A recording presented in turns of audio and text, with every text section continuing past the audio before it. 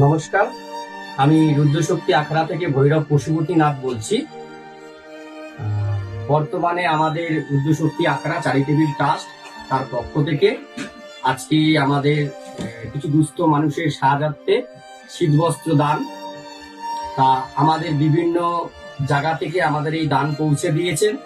তাদের নাম আমি একবার বলতে চাইব, যারা আমাদেরকে অশেষভাবে আর্থিক সহযোগিতা করেছে। তারা হলো সুস্মিতা রায়, পিঙ্কি রায়, বীতিকা মল্লিক, ছবি মল্লিক, জয়ন্তী চক্রবর্তী, অনন্দিতা অধিকারী রায়, কৃষ্ণা দাশগুপ্ত, মধু হালদার, নীলাঞ্জনা। তার সাথেও আমাদের আখড়ার পরিবারের অনেক সদস্যবৃন্দের সাথে জড়িত। তা আমাদের এই কর্মসূচিতে সবাই আমাদের সাথে অংশগ্রহণ করেছে।